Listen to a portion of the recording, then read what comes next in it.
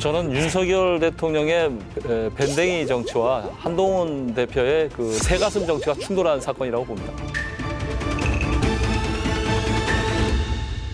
밴댕이와 새가슴. 네.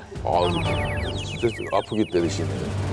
그래서 윤석열 대통령 입장에서는 너는 나에게 모욕감을 줬어 이런 얘기가 온 거고 한동훈 대표 입장에서는 이게 정말 최선입니까? 라고 호소한 그런 만남이 됐죠.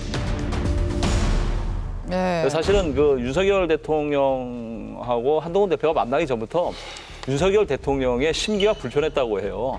그날 무슨 일이 있었냐면 그 낮에 국회에서 법사위에서 야당 의원들이 그 김건희 여사에 대한 동행명령장을 발부해가지고 그 집행 쇼까지 해요. 그런 상황에서 또 차담회 바로 직전에 이재명 대표하고 여야 대표회담을 수용하겠다고 한 거예요.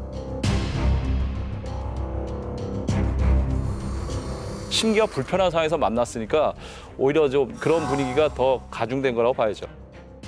우린 지금 다 알고 있잖아요. 전 국민이 다 알고 있거든요. 아무런 성과가 없었다. 분위기가 굉장히 냉랭했다. 라고 하는 대통령실에서 뭐라 그러냐면 분위기 좋았다라고 얘기를 해요. 화기애애했다. 그다음에 만남만으로도 의미가 있다 이렇게 얘기를 하거든요. 이런 인식이 도대체 누구의 인식이냐라는 거예요. 그러니까 국민들이 볼 때는 황당한 거거든요. 그러니까 그 사람들이 그 세계에 지금 갇혀 있는 거예요. 지금 자기들만의 세계에 좀 갇혀 있거든요. 그 한가운데 대통령이 있고 국민들은 그게 답답한 건데 요번에 그걸 깨겠다고 들어갔는데 거기서 그걸 또 한 번 시각적으로 확인한 꼴이 됐거든요. 그래서 발표 나온 걸 딱 보니까 황당하더라고요. 아니 국민들이 다 보고 있는데 거기서 화기애애했다? 분위기 좋았다? 만남만으로도 의미가 있다? 도대체 이게 뭔 얘기지? 저 사람도 도대체 어느 나라에 살고 있는가? 자, 당시 사진들이 이제 공개가 됐어요. 대통령은 두 손을 딱 뻗어서 올려놓고 한동훈 대표는 마치 검사 받으러 가는 것처럼 파일에 빨간 파일을 이렇게 준비해서 올려놨습니다. 어떻게들 보셨습니까? 저 장면들. 보통 저렇게 면담을 하나요? 처음 봤고요. 네. 검사실 딱 들어가면 이제 검사가 이렇게 앉아 있고 그리고 이제 피의자가 검사의 맞은편에 그 철제 의자 그 그거 좀 옆에 변호사 앉아 있고. 불편한 거 좀 가지고 앉아 있습니다. 그 옆에는 변호사고요. 그리고 뭐 이 자료를 계속 제시하고 막 그렇게 하죠. 그 딱 이렇게 하면 이제 아무래도 그 대등한 관계가 아니란 거죠. 또 앞거는 표정입니다. 표정이 웃음기 싹 빼고 네. 얘기해봐. 할 말이 불만이 때문에 뭐야? 할 말이 때문에. 그 책상 앞에 윤석열 대통령이 두 팔을 식탁 위에 올려놓고 앉아 계시고 비서실장과 그 앞에 이제 우리 한 대표가 뒤통수만 보이는 모습으로 계속 그런 사진들이 이렇게 그 릴리즈가 됐고, 근데 거기 보면 마치 그게 교장 선생님이 학생들 놓고 훈시하는 듯한 그런 느낌을 주는 그런 사진들이었잖아요. 테이블이 원탁이다 아니다. 그러니까 이런 식의 어떤 기싸움은 사실 야당 대표와 대통령이 만나는 영수회담에서도 이런 모습은 잘 안 보여지거든요. 예. 그렇다면 대통령도 당연히 여당 대표의 어떤 쓴소리라던가 여당 내 비주류의 목소리를 듣기 위해서 노력을 해야 되지만 테이블 놓는 거 하나하나부터 이렇게 국민들을 피곤하게 만드는 책임이 예. 한동훈 대표나 친한계에게는 과연 없는 것이냐.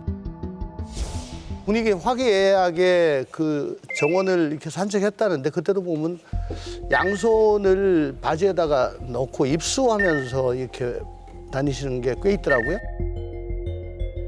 그러니까 절대 난 너랑 동급이 아니야. 그리고 정진석 그 비서실장 만약에 배석을 하는 것 같으면은 윤석열 대통령 쪽 저쪽 끝에 앉아 계신 게 맞죠. 아. 예, 저렇게 둘이 나란히 앉혀놓은 건 아닙니다. 예전에 문재인 전 대통령 때 보면은 이렇게 맞은편에 앉아 있거든요. 대통령실 쪽 사람이. 네네. 예. 그러니까 대통령 바로 옆에 앉는 건 좀 결례고 저쪽 끝에 혹은 테이블이 좀 작다면은 별도의 의자를 가지고 옆에 앉아 있는 건데 저거는 이제 당과 대통령실에 예. 수장들을 데리고 와서 나는 니네들보다 급이 위다라는 걸 은연중에 보여준 거고 정진석 실장은 배석하러 왔는데 휴대폰밖에 안 갖고 오셨어요. 처음부터 뭘 이렇게 적을 마음이 없었는 거죠. 요새 휴대폰에 적기도 하잖아요. 모르겠습니다. 면담이 있은 후에 여러 가지 이야기들이 나옵니다. 그러자 한동훈 대표가 입장을 밝혔는데요. 용사는 지금 말의 각색을 할 때가 아니라 김건희 여사 관련 3대 제안에 대해서 예스냐 노냐를 말할 때다. 모두 노하겠다는 건 아니냐. 그러자 대통령실이 어떤 부분이 의미가 잘못됐는지 얘기해야지 무조건 각색이라고 하면 대통령실 향해서 침뱉는 것이다.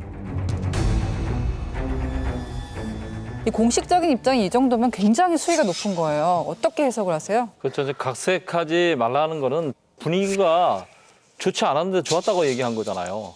그리고 그 당시에 그 대통령하고 대화할 때 한동훈 대표도 작심하고 갔기 때문에 얘기를 충분히 하려고 하는데 대통령이 자꾸 얘기를 하면 말을 자르지는 않았지만 자꾸 화제를 다른 데로 이렇게 옮기는 방식으로 대화를 했다고 들었어요. 김 여사 문제를 얘기하면 뭐 또 다른 주제로 넘어가고 뭐 이런 식으로 이렇게 대화를 자꾸 이끌어서 굉장히 불편했다는 거예요. 그럼에도 불구하고 한동훈 대표가 얘기할 건 다 했는데 한동훈 대표 입장에서는 자신의 진이나 이런 게 다 무시됐다고 생각을 하는 거죠. 특히 이제 불쾌한 거는 뭐냐면 그 다음 날 바로 추경호 원내대표가 다녀갔고 그래서 그 다음 날 한동훈 대표가 그 단체방에 추경호 원내대표가 나 다녀간 다음에 만찬하러 들어갔다라고 올려요. 그리고 측근들하고 통화하면서 엄청나게 화를 냈다고 들었어요.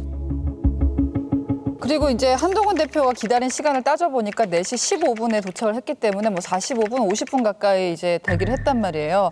그 청와대 근무하셨으니까 원래 이렇게 손님이 오면 없습니까? 대기실이 있죠. 거기서 이제 뭐 저 소관 수석 정도가 그 같이 나와가지고 계속 이 얘기를 하지요. 오늘 뭐 대통령께서 여기에 대해서는 뭐 이런 정도 생각을 갖고 계시는 것 같고, 근데 그 시간이 그렇게 길지는 않습니다. 뭐 기껏 해봐야 한 10분? 정지석 비서실장 잘 아시잖아요. 예, 정치인 잘 알죠. 출신이라서 비서실장 된 거잖아요, 이번에. 그럼요. 근데 왜 역할을 안 하는 겁니까? 그러니까 그날 모양새가 안 놓은 것도 이게 사전 조율을 통해 가지고 일정 부분 낸 만큼 어제도 정리가 되고 그리고 그 면담장 분위기나 행식도 어떻게 갖추자 이게 되는데 이게 당 대표실과 대통령실이 원만치가 못한 거예요. 그만큼. 대통령께서 아무래도 애교적인 문제로 전화 통화가 길어져 가지고 네. 그 면담 시간에 정시에 도착은 안 했지만은 양해는 구했다고 하죠. 양해 구하고 또 당시 홍철호 이제 정무수석이 그 시간에 같이 함께 하면서 네. 그래도 뭐 대화를 하면서 대통령께서 이렇게 뭐 애교적인 내용으로 이렇게 통화가 이루어지고 있고 이게 좀 길어져서 양해를 구했대요. 그런데 이제 어렵사리 참 많은 우여곡절 끝에 이루어진 저런 면담인데 좀 더 대통령실 입장에서 저런 불필요한 오해가 이렇게 밖으로 발설돼서 이게 또 사실상 이 분위기 이미지라는 게 대단히 중요한 건데 저런 부분에 대해서는 좀 아쉽고 안타까운 면이 많죠.